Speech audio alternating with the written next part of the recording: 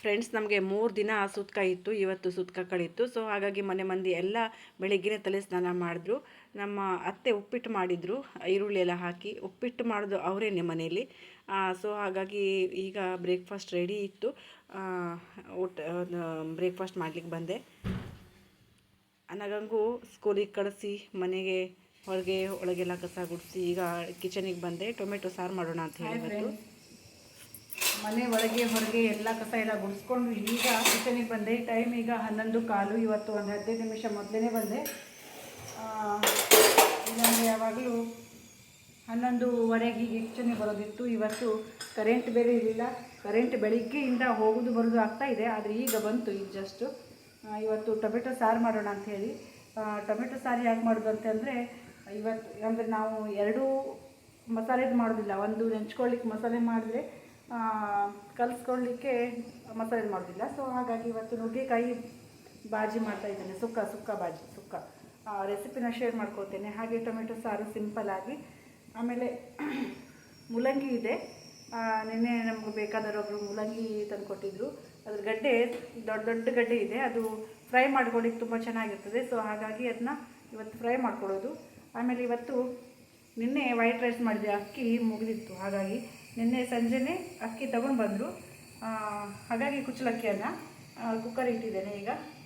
ಈಗ ಈ ಟೊಮೆಟೊ ಹಣ್ಣು ಬೇಯೋವರೆಗೂ ನಾನು ಬಟ್ಟೆ ಒಗ್ಲಿಕ್ಕೆ ಹೋಗ್ತೇನೆ. ಬಟ್ಟೆ ಆವಾಗಲೇ ನೆನೆಸಿಟ್ಟಿದ್ದೆ, ಸೋಪ್ ಪೌಡ್ರೆಲ್ಲ ಹಾಕಿ. ಈಗ ಬಟ್ಟೆ ಒಗ್ಕೊಂಡು ಬರ್ತೇನೆ. ಆಮೇಲೆ ಕಿಚನ್ ಕೆಲಸ ಮತ್ತೆ ಸ್ಟಾರ್ಟ್ ಮಾಡ್ತೇನೆ. ಫ್ರೆಂಡ್ಸ್, ಬಟ್ಟೆ ಒಗಿಲಿಕ್ಕೆ ಬಂದೆ. ಬಟ್ ನೋಡಿ, ನಾನು ಈಗ ಈ ಕಲ್ಲು ಮೇಲೆ ಬಗ್ಗಿದ್ರೆ ಡೈರೆಕ್ಟಾಗಿ ಸೂರ್ಯದೇವ ಬೆನ್ನ ಮೇಲೆ ಯಾವ ಥರ ಬಿಸಿ ಆಗುತ್ತೆ ಅಂದರೆ ಆ ಥರ ಬಿಸಿ ಆಗುತ್ತೆ. ಇಲ್ಲೆಲ್ಲ ಬಾಳೆ ಗಿಡ ಇದ್ದರೆ ಏನೂ ಆಗ್ತಿರ್ಲಿಲ್ಲ. ಇಷ್ಟಕ್ಕೆ ಬಾಳೆ ಗಿಡ ಇದೆ. ಈಗ ನೆಕ್ಸ್ಟ್ ಜೂನ್ ತಿಂಗಳಲ್ಲಿ ಮಳೆಗಾಲದಲ್ಲಿ ಇದೆಲ್ಲ ಬಾಳೆ ಹಾಕಬೇಕು. ಹಾಗಾದರೆ ಬಿಸಿಲು ಅಷ್ಟು ಆಗೋದಿಲ್ಲ. ನೋಡಿ ಯಾವ ರೀತಿ ಬಿಸಿಲಲ್ಲೇ ಬಟ್ಟೆ ಒಕ್ಕೊಂಡು ಬಂದೆ. ಈಗ ಹೊರಗಡೆ ಹಾಕೋಣ ಅಂತ ಹೇಳಿ ಬಿಸಿಲಿದೆ.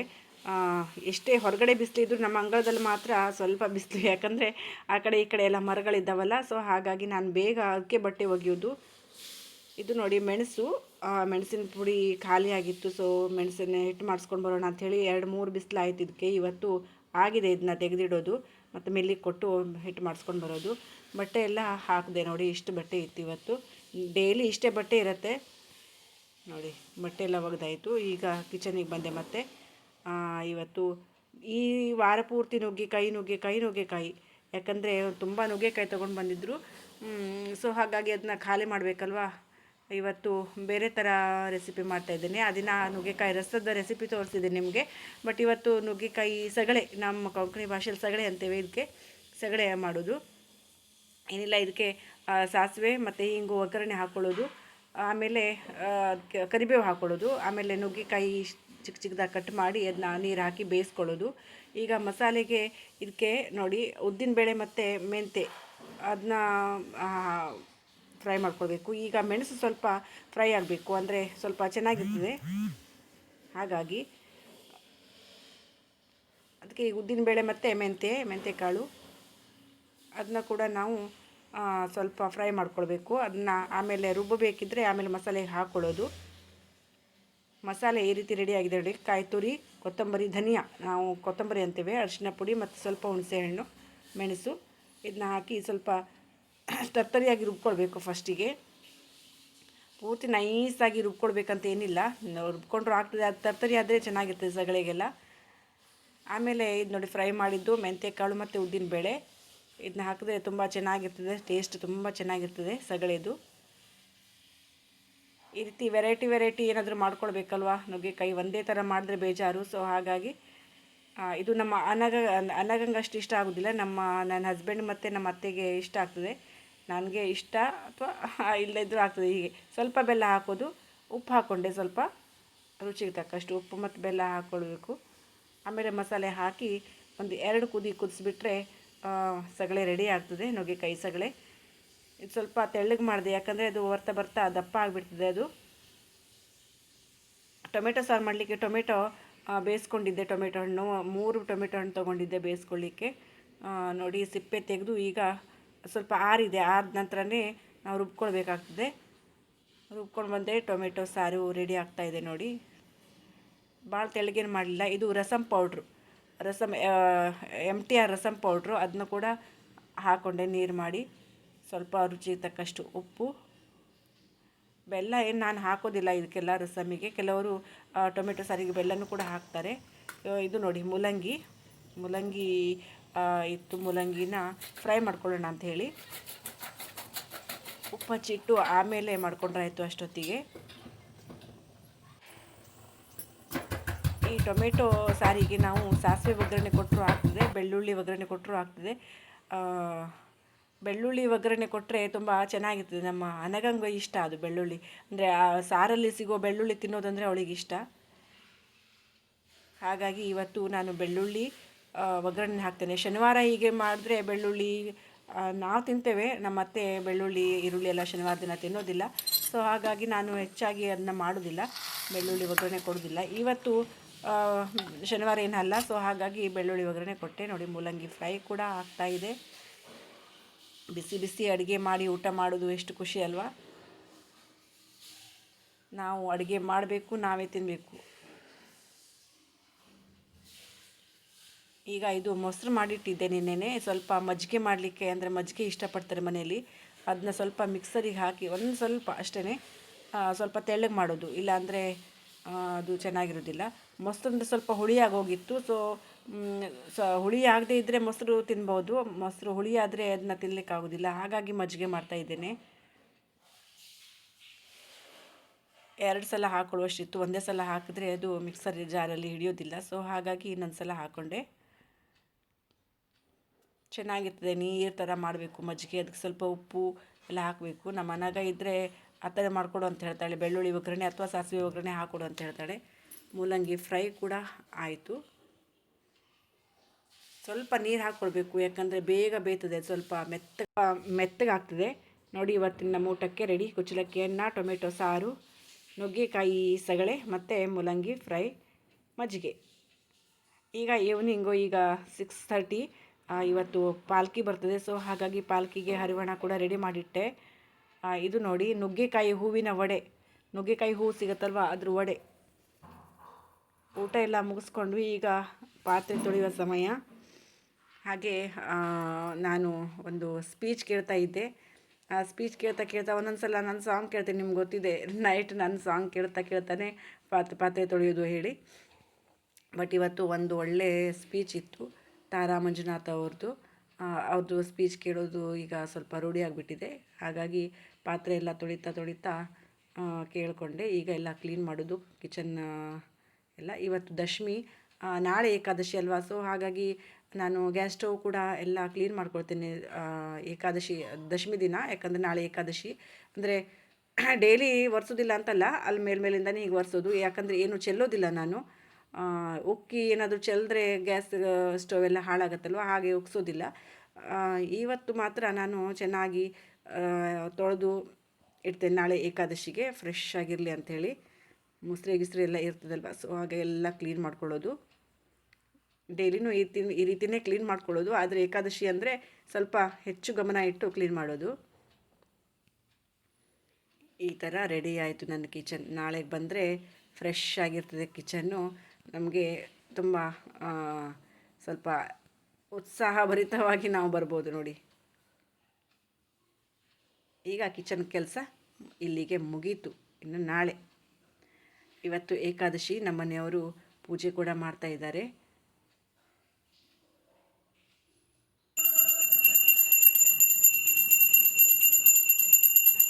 ಡೈಲಿ ಬೆಳಿಗ್ಗೆನೇ ಪೂಜೆ ಮಾಡೋದು, ಆದರೆ ಏಕಾದಶಿ ದಿನ ಎಷ್ಟು ಖುಷಿ ಆಗುತ್ತೆ ಅಲ್ವಾ. ಬೆಳಿಗ್ಗೆನೇ ಪೂಜೆ, ದೇವರಿಗೆ ನಮಸ್ಕಾರ ಮಾಡೋದು, ಆರತಿ ಮಾಡೋದು ಎಲ್ಲ ಇಷ್ಟ, ತುಂಬ ಇಷ್ಟ, ಖುಷಿ ಆಗ್ತದೆ. ವಾತಾವರಣನೇ ಸ್ವಲ್ಪ ಚೇಂಜ್ ಆಗಿಬಿಡ್ತದೆ, ಪಾಸಿಟಿವ್ ಎನರ್ಜಿ ನಮಗೆ. ಅಂದರೆ ಇವತ್ತು ಏಕಾದಶಿ ಅಂತ ಒಂಥರ ಹಬ್ಬದ ವಾತಾವರಣ ಆಗಿರುತ್ತೆ. ನಮ್ಮನೆಯವರಂತೂ ತುಂಬ ಖುಷಿಯಿಂದ ಪೂಜೆ ಮಾಡೋದು ಯಾವಾಗಲೂ. ಹಾಗೆ ನಾನು ಈಗ ವಾಕಿಂಗ್ ಹೋಗ್ಬೇಕಂತ ಹೇಳಿ ಮೊದಲೇ ನೀರು ಕುಡ್ಕೊಂಡು ಹೋಗ್ತೇನಲ್ವ. ಸೊ ಹಾಗಾಗಿ ಬಿಸಿ ನೀರು, ಸ್ವಲ್ಪ ಬಿಸಿ ಅಂದರೆ ಬಿಸಿ ಎಲ್ಲ, ಉಗುರು ಬೆಚ್ಚಗಿನ ನೀರನ್ನು 2 ಲೋಟ ಕುಡ್ಕೊಂಡು ಹೋಗೋದು. ಜ್ಯೂಸ್ ಮಾಡಿಲ್ಲ ಇವತ್ತು, ಯಾಕಂದರೆ ಒಂದೊಂದ್ಸಲ ಕ್ಯಾರೆಟ್ ಕೂಡ ತಿನ್ನಬಾರ್ದು ಅಂತಾರೆ ಏಕಾದಶಿಗೆ. ಏನೇ ಇರಲಿ ಅಂಥೇಳಿ ಇವತ್ತು ಜ್ಯೂಸ್ ಮಾಡಿಲ್ಲ. ಬಿಸಿ ನೀರು ಕುಡ್ಕೊಂಡು ಡೈಲಿ ಅದು ರೂಢಿ ಆಗಿಬಿಟ್ಟಿದೆ, ಮತ್ತು ಅದು ಕುಡಿಲೇಬೇಕಂತೆ. ಸೊ ಹಾಗಾಗಿ ಹೆಲ್ತ್ ಸಲುವಾಗಿ ಕುಡಿಯೋದು. ಬಿಸಿನೀರು ಕುಡಿದು ಆಮೇಲೆ ವಾಕಿಂಗ್ ಹೋಗಿಬಿಟ್ರೆ ಆಯಿತು.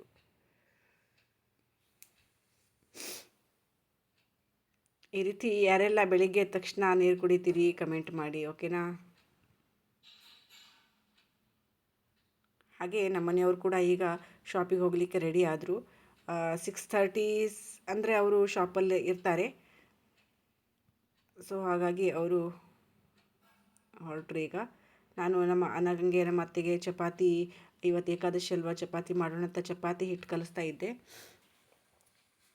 ಏನೋ ನನಗೆ ಮಾತಾಡಿಸ್ತಾ ಇದ್ರು ನಮ್ಮ ಮನೆಯವರು.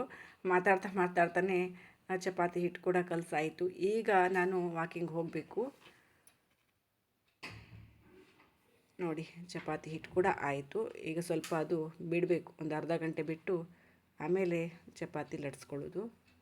ಅರ್ಧ ಗಂಟೆ ಅಲ್ಲ, ಒಂದು ಮುಕ್ಕಾಲು ಗಂಟೆನೇ ಆಗ್ತದೆ ನಾವು ಹೋಗಿ ಬರೋ ತನಕ.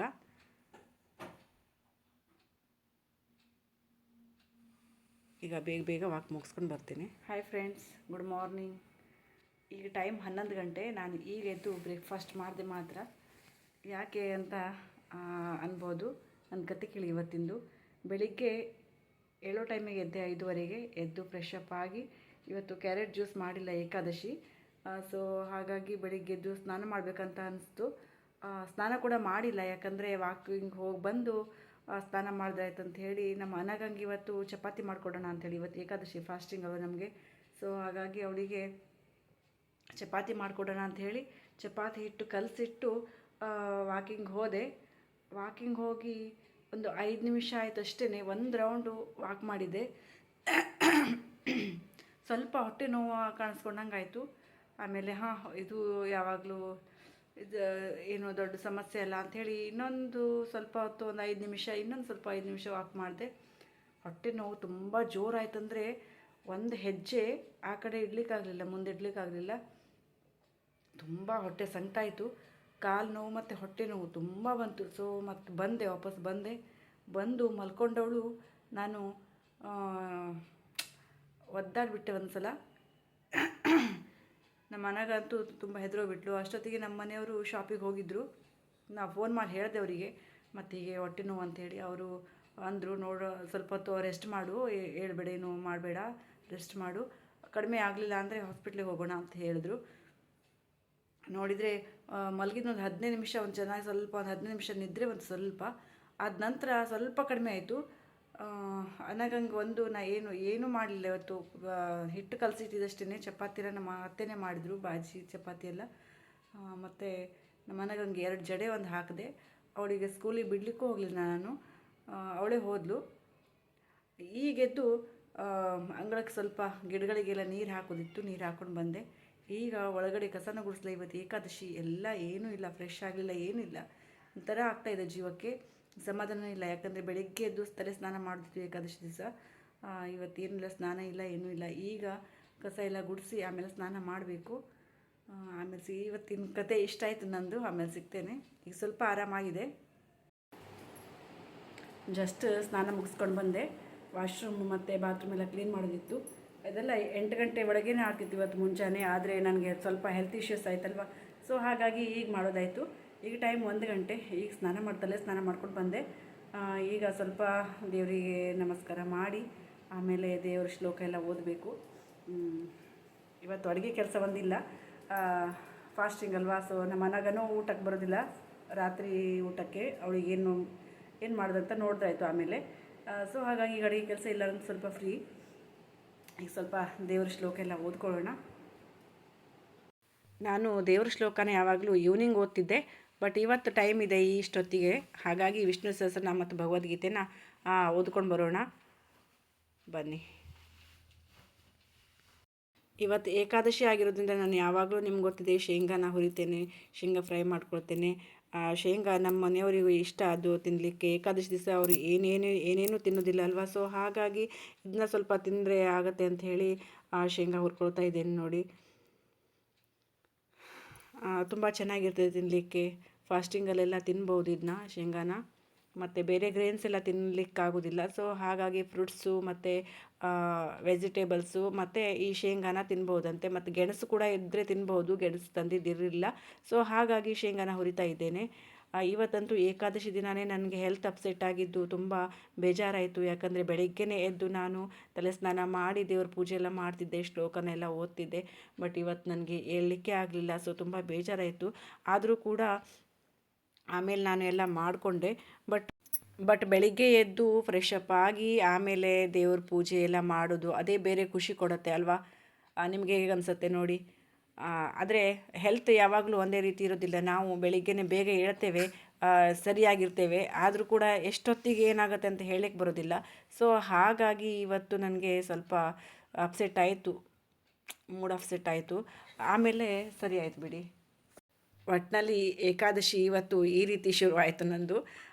ನೋಡೋಣ. ಈವ್ನಿಂಗೆಲ್ಲ ನಾನು ವಿಡಿಯೋ ಮಾಡಲಿಕ್ಕಾಗೋದಿಲ್ಲ. ಸೊ ಹಾಗಾಗಿ ಇಲ್ಲಿ ಎಂಡ್ ಮಾಡ್ತೇನೆ. ಬಾಯ್.